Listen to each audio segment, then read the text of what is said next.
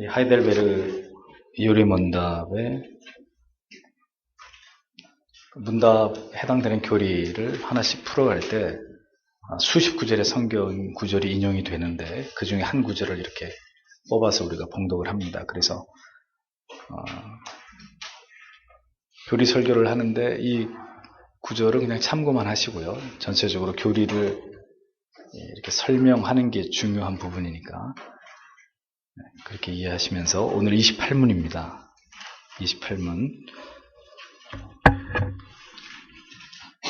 하나님께서 모든 것을 창조하시고 섭리로서 여전히 보존하심을 아는 것이 우리에게 어떤 유익을 줍니까? 우리는 어떠한 역경에서도 인내하고 풍성할 때에 감사하며 또한 장래일에 대해서도 우리의 신실하신 하나님 것을 굳게 신뢰하여 어떠한 귀족이라도 우리를 하나님의 사랑에서 끊을 수 없으리라 확신하니라. 모든 귀족이 완전히 하나님의 손 안에 있으므로 그의 뜻을 거슬러 일하거나 되는 일은 하나도 없습니다. 28문 하나님의 섭리를 이해할 때 얻는 유익이라는 제목으로 하나님의 말씀을 생각해 보겠습니다. 하나님을 아버지로 호칭할 때 우리의 마음에 다가오는 느낌은 곧 그것이 하나님과 지금 내가 얼마나 친밀함을 유지하고 있는지를 보여주는 바로미터가 됩니다. 하나님을 하나님이라고만 부르는 것이 아니라 하나님 아버지라고 성경이 우리가 하나님을 그렇게 부르도록 말씀하고 있는데 하나님을 아버지라고 불렀을 때 하나님 아버지라고 불렀을 때 우리의 마음에 다가오는 그 느낌이 내가 지금 하나님과 영적으로 얼마나 친밀함을 유지하고 있는지를 보여주는 바로미터가 된다. 예수 그리스도를 깊이 사랑하고 그리고 하나님을 절대적으로 신뢰하고 있는 신자들만이 하나님을 아버지라고 부르는 이 호칭 속에서 남다른 각별한 친밀함을 맛볼 수 있는 것입니다. 하나님께서는 우리가 하나님을 아바라고 부를 수 있도록 허락하셨다는 사실을 여러분들은 기억하셔야 합니다. 아바라는 표현은 모든 격식을 거부한 가장 친근하게 아버지를 부를 수 있는 호칭입니다. 그래서 우리가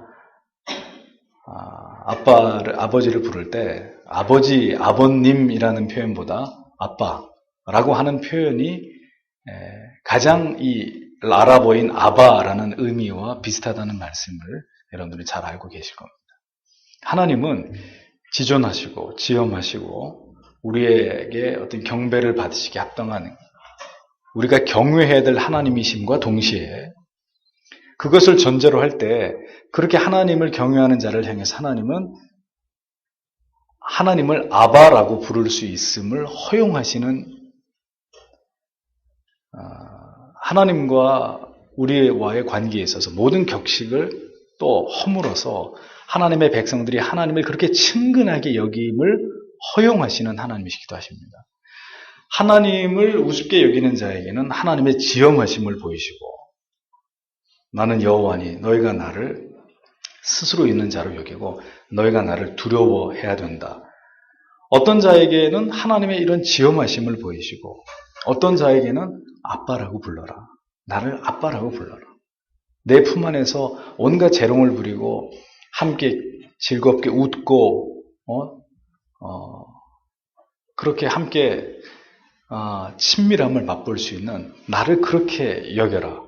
하나님이 어떤 자에게는 하나님을 향한 이런 지엄함을 나타내시고 하나님이 어떤 자에게는 그런 친밀함을 나타내실까요? 하나님을 경외하는 자를 향해서 하나님은 하나님의 친밀하심을 보이시고 하나님을 업신여기고 하나님의 존재를 가볍게 여기는 자를 향해서는 하나님은 끊임없이 나 여호와를 두려워해라. 나를 경외해야 된다. 나는 너희가 그렇게 가볍게 여길 수 있는 존재가 아니다.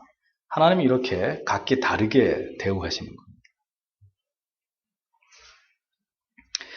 그래서 하나님께서는 자신을 향한 최고의 경외심도 우리에게 원하시지만 반면 최고의 친밀함 또한 하나님에게서 우리가 맛보기를 원하신다는 사실을 하나님의 자녀인 우리는 이것을 분명하게 기억해야 되는 것입니다. 하나님을 최고로 경외할 때 우리가 얻게 되는 최고의 유익이 바로 하나님을 아빠라고 부를 수 있는 친밀함이라는 거예요. 하나님을 경외함을 생략한 하나님을 향한 친밀함은 있을 수 있어요, 없어요? 없단 말이죠.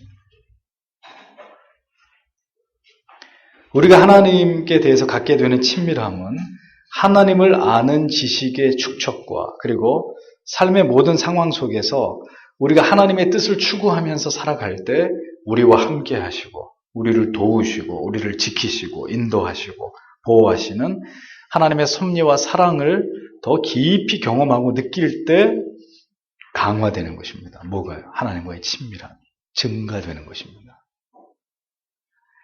앞에 거는 다 생략하고 하나님 우리 아빠 같은 분이야 착각하는 거예요. 하나님이 그렇게 하나님을 가볍게 여기고 자기 멋대로 살고 자기 중심적으로 사는 사람에게는 자기의 친밀함을 허락하시거나 보이시는 하나님이 아니에요. 그럼에도 불구하고 자기가 하나님을 그렇게 느끼고 있다는 것은 혼자만의 착각이라는 거죠. 성도는 이렇게 하나님께서 오늘도 우리에게 복되신 아버지로서 우리 안에서 우리와 함께 하심을 느끼고 경험하는 자들이 되어야 합니다. 이를 통해서 하나님께서는 오늘도 우리와 함께 하시고 우리를 도우심으로 하나님께서 우리를 통해서 영광을 받으시기를 기뻐하신다는 사실을 알게 될 때 우리가 더욱 하나님을 사랑하게 되고 하나님을 신뢰함으로 모든 일들 속에서 하나님의 섭리와 역사하심을 믿고 때로는 잠잠히 기다릴 수 있고 인내할 수 있고 소망을 가진 채로 하나님을 바라볼 수 있게 되는 것이라는 겁니다. 하나님의 섭리를 믿는다는 것은 어떤 상황 속에서도 하나님께서 우리를 위해서 일하고 계신다는 것을 믿는 것입니다. 내 삶에 벌어지는 어떤 일들도 이게 하나님의 허락하심이 없이는 일어날 수 없는 일들이고 심지어 어느 날 나에게 일어난 불행이나 실패나 그로 인한 고통조차도 내 안에서 하나님의 정하신 선하신 뜻을 이루시기 위한 과정이라고 받아들이는 것이 바로 하나님의 섭리를 온전하게 이해하고 있는 사람의 믿음이라는 거예요. 하나님께서 이 세상을 창조하시고 지금도 모든 피조물들의 삶에 깊이 관여하시면서 섭리하고 계신다는 사실을 믿을 때 하나님에 대한 신뢰는 우리 안에서 더 강화될 수밖에 없습니다. 우리를 하나님께서 이끄시는 궁극의 선한 길로 인도하실 것이라는 소망, 하나님께서 우리의 삶에서 일어나고 있는 모든 문제들을 절대로 모르시지 않고 우리가 전심으로 하나님의 도우심과 간섭하심을 바라볼 때 하나님이 반드시 우리를 도우실 것이라는 사실에 대한 기대를 버리지 않을 수 있게 되는 거라는 것. 하나님의 섭리를 부인하거나 하나님에 대한 무지가 결국은 우리로 하여금 신앙의 회의, 의심, 그리고 두려움, 갈등의 이유가 되는 것이고 또 한편 우리 스스로 교만함과 안일함에 빠지게 만드는 결정적인 원인이 되기도 합니다. 예수 그리스도께서는 산상수훈을 말씀하시면서 일용할 양식을 비롯한 우리의 모든 필요의 문제를 분명하게 그 제자들에게 다루셨습니다. 마태복음 6장 25절에서 30절에서 이 부분을 제자들에게 말씀하셨습니다. 그러면서 보세요. 그 내용에 보면 믿음이 작은 자들아 너희 하늘 아버지께서 이 모든 것이 너희에게 있어야 할 줄을 아시느니라. 이렇게 말씀하시는 구절이 나옵니다. 예수께서 제자들에게 뭐라고 말씀하셨다고요? 믿음이 적은 자들아. 믿음이 없다고 말씀하신 것이 아닙니다. 믿음이 있지만 아주 적은 믿음만을 가지고 있다는 그런 의미입니다. 그러면 믿음이 적을 때 일어나는 일들이 뭐라는 거예요? 예수님이 지금 이 맥락에서 이 말씀을 쭉 하시는데 왜 제자들에게 믿음이 적은 자들아 라고 말씀하셨느냐? 그러면 믿음이 적을 때 일어나는 일들이 뭡니까? 바로 현실에 대한 염려와 걱정과 미래에 대한 불안과 두려움이라는 거예요. 믿음이 없는 게 아니에요. 믿음이 있는데 믿음이 적을 때 일어나는 일들이 바로 이러한 문제들이라는 거죠. 그들은 분명히 하나님을 아버지로 부르는 믿음을 가진 자녀들이었습니다. 믿음이 연약하기는 해도 그들은 신자임에는 틀림이 없는 사람들이었습니다. 그러나 문제는 그 믿음의 분량이 작은 것이 문제였고, 그래서 믿음이 작기 때문에 언제나 흔들리고 의심하고 두려워하고 걱정하고 염려하고 초조해하고 불안해하고 회의하는 자들이었다는 거죠. 구원을 받은 사람들은 틀림없지만 하나님의 창조와 섭리에 대한 깊은 이해와 지식과 깨달음의 부재 때문에 여전히 무엇을 먹을까, 무엇을 입을까, 어떻게 자녀들을 키울까 걱정하고 근심하고 살아가고 있는 그들은 믿음이 적은 자들이었다는 거예요. 예수님이 제자들에게 믿음이 적은 자들아라고 말씀하셨다면 오늘에도 여전히 믿음이 적은 자여라고 말씀하실 그런 성도님들이 많이 계시겠죠. 예수 그리스도를 믿는 믿음은 분명하지만 세상에서의 모든 걱정과 근심과 염려를 능가할 수 있는 믿음의 분량까지는 아직 차지 않은 분들이 예수는 믿어도 그런 분들이 교회 안에는 많이 계실 수 있다는 말입니다. 그 문제는 우리의 믿음이라고 하는 것이 구원과 관계되는 믿음으로만 끝나서는 안 된다는 거예요. 구원을 얻는 믿음은 큰 믿음으로 얻는 게 아닙니다. 겨자씨만한 믿음이 있어도 예수를 믿고 구원에 이를 수 있는 것입니다. 그런데 그 믿음이라고 하는 것이 구원을 얻기 위한 믿음만으로 끝나서는 안 된다는 거죠. 우리는 구원을 위해서 분명히 예수 그리스도를 믿고 있지만 문제는 날마다 우리에게 찾아오는 어려움들과 우리의 필요들과 우리의 염려들에 대해서 그리스도를 신뢰하지 못하는 부분들이 우리 안에는 여전히 많다는 거예요. 나의 구주로 메시아로 예수는 믿지만 오늘도 내일도 내 현실에 찾아오는 많은 문제들에 대한 궁극의 어떤 그 문제들에 대한 해결책으로서의 예수 그리스도를 믿지는 못한다는 거예요. 그것을 성경은 적은 믿음이다 이렇게 얘기하는 거예요. 그러니 우리의 믿음이 구원과 관련되어서 뿐만이 아니라 우리의 삶의 모든 부분으로 이렇게 확대되고 적용되어야 될 필요가 있다는 것을 성경은 분명히 말씀하고 있습니다. 우리의 믿음이 하나님의 주권과 섭리에 대해서 올바른 이해와 깨달음을 통해서 전방위적으로 우리의 믿음의 영역이 확대되지 않을 때 우리는 이 세상에서 살아가는 동안에 불안해하고 두려워하고 초조하고 걱정하고 염려하는 이것이 계속 반복될 수밖에 없다는 거예요. 그리고 그런 상태에 머물러 있는 그런 하나님의 자녀들을 향해서 그때나 지금이나 주님은 믿음이 적은 자들아 이렇게 말씀하고 계신다는 거예요.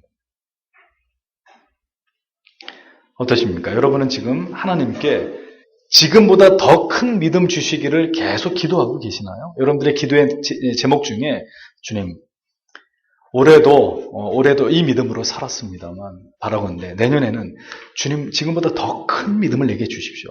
아니 목사님 지금 믿고 있는데 뭔 믿음을 달라고 기도하라는 겁니까? 그 이단적인 표현 아닙니까? 오해하지 마세요. 기도해야 됩니다. 주여 내게 더 큰 믿음을 주옵소서. 자 그러면 하나님께서 물으시겠죠. 왜 더 큰 믿음이 내게 필요하냐? 왜 네가 나에게 지금 더 큰 믿음을 달라고 기도하는 것이냐? 그건 뭘 물어보십니까? 잘 살기 위해서죠. 복을 받기 위해서 더 큰 믿음이 필요한 거 아닙니까?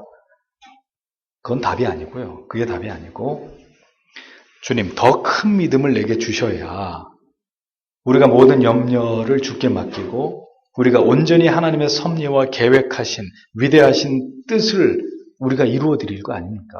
우리에게 더 큰 믿음을 주셔야 그 하나님을 온전히 의지하고 우리의 힘으로는 해낼 수 없는 그러나 하나님이 우리를 통해 이루시고자 하시는 그 하나님의 계획과 영광을 하나님께 돌릴 영광을 우리가 하나님 앞에 드러낼 거 아닙니까? 그러니 큰 믿음을 주셔야죠. 자, 이렇게 대답을 해야 옳은 대답이 되겠죠. 주님, 지금 제 이 믿음 가지고 제가 뭘 할 수 있겠습니까? 그러니 더 큰 믿음을 주세요. 그래서 더 하나님의 위대하심을 세상 가운데 드러낼 수 있도록 하나님 저에게 더 큰 믿음을 주시옵소서.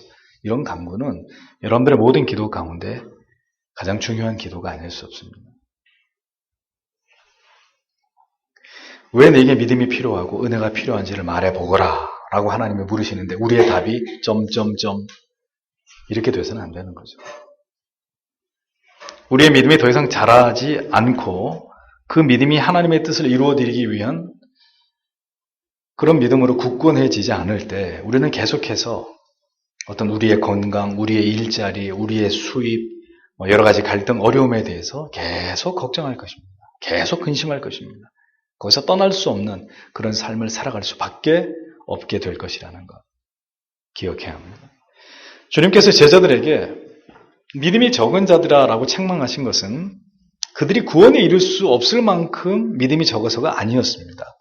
삶에 있어서 하나님을 더 의지하지 않고 모든 우리의 필요를 채우시고 우리를 도우시는 하나님을 먼저 그의 나라와 그의 의를 생각함으로 하나님께 더욱 우리의 삶의 무게 중심을 이동하지 않고 있다는 사실에 대해서 책망하신 거예요.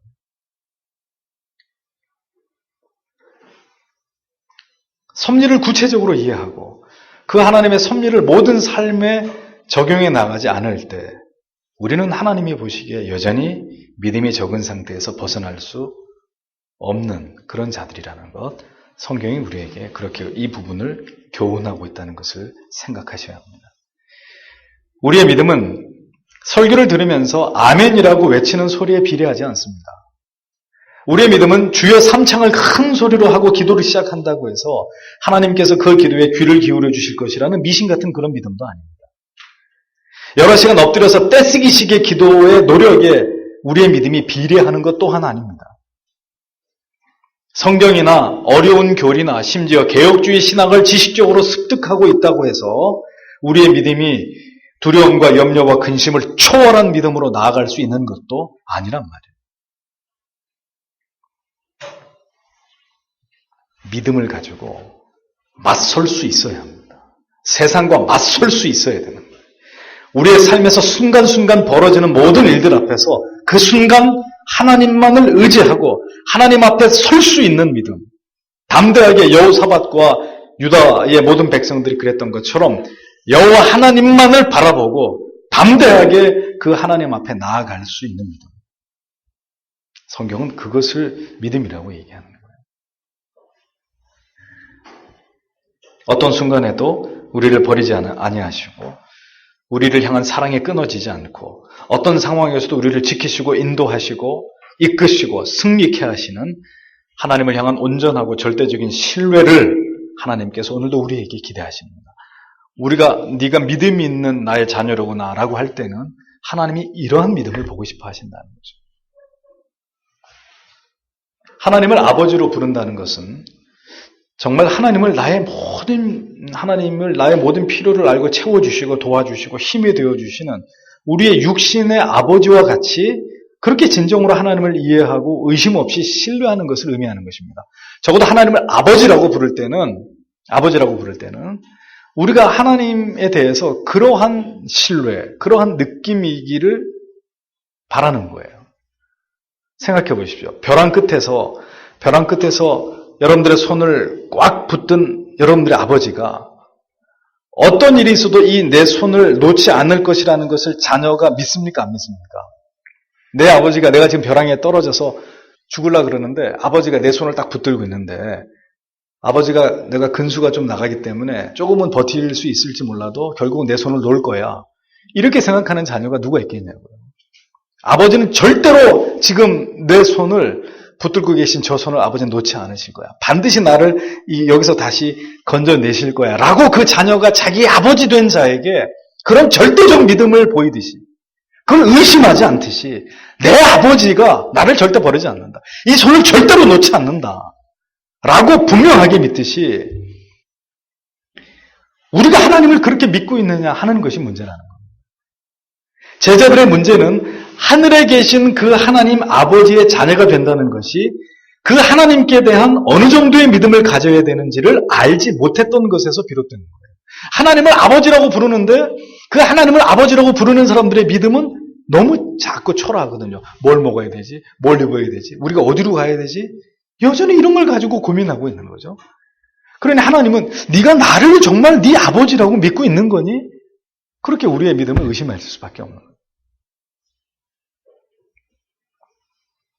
하나님의 섭리를 남용하면 우리는 게으름과 나태함을 합리화하게 될 것이고 우리가 마땅히 노력해야 될 합당한 수단도 사용하지 않으면서 하나님의 섭리를 바르게 될 것입니다. 또 하나님의 섭리에 대한 잘못된 이해는 하나님께서 게으른 자신에게도 먹을 것을 주시고 뭐 입을 것을 주시고 다 공급해 주실 것이라는 자기 착각 안에 머물러 있게 할 것입니다. 병들어 누웠는데도 약을 사용하고 병원에 가지 않은 채로 하나님이 고쳐주실 것이라는 이런 어떤 미신 안에 자신을 묶어두려고 할 것입니다. 하나님의 섭리를 잘못 이해합니다. 문제는 자칫 자신의 구원의 문제와 영혼의 문제를 다룸에 있어서 이렇게 부주의할 경우에 자신의 영혼을 위해서, 신앙을 위해서, 심지어는 구원의 인치심을 확인하고 그 유효성을 갱신하는 일이나 성화에 관련된 일에 있어서도 지극히 아니란 사람들이 된다는 거예요. 하나님의 섭리를 잘못 이해하니까. 내가 선택받은 것이 맞다면 뭐 구원 받겠지. 뭐 그걸 그렇게 신경을 쓸 필요가 있나? 아니 내 아버지가 목사인데, 내 아버지가 집사님이신데 뭐 나는 당연히 구원받은 거 아니겠어? 내가 믿음의 집안에서 지금까지 자랐는데. 아니면 내가 버림을 받은 자라면 내가 무슨 수를 써도 천국에 못 들어갈 게 뻔한데 뭐 그렇게 애쓴다고 뭐가 달라지겠어? 뭐 지옥 갈 사람이 천국 갈 수 있겠어? 이런 식의 이렇게 기가 막힌 어리석은 생각을 하고 있다면 그는 하나님께서 인간을 구원하시기 위해서 정하신 은혜의 방편과 수단이 무엇인지에 대해서 아직도 전혀 이해하지 못하고 있는 게으르고 악한 사람일 뿐인 거예요. 교회 일주일에 하루 나가서 1시간 예배 드리는 것을 마치 예기치 못한 사고를 위해서 보험에 가입한 정도로 여기면서 나머지 삶의 모든 문제는 내가 알아서 그냥 열심히 노력하면서 살아가면 되는 문제로 그렇게 생각하는 삶의 태도 또한 하나님을 향한 심각한 불신앙이에요. 믿음이 상당히 적은 거예요. 따라서 우리는 하나님의 섭리를 날마다 더욱 깊이 이해하고 그 섭리를 우리의 모든 삶에 하나씩 적용해 나가고 확대해 나가야 된다는 겁니다. 예수께서는 믿음이 적은 제자들을 깨닫게 하시기 위해서 제자들에게 자연계시를 통해서 교훈을 하셨습니다. 뭐라고 하셨어요? 공중의 새를 봐라. 심지도 않고 거두지도 않고 창고에 모아들이지도 않는다. 그런데도 너희 하늘 아버지께서 다 기르신다. 또 들의 백합화를 봐라. 수고도 않고 길쌈도 하지 않는다. 그런데도 얼마나 아름다운지 보라. 하나님이 친히 그것들을 입히신다. 이렇게 제자들에게 자연계시를 가지고 말씀하십니다.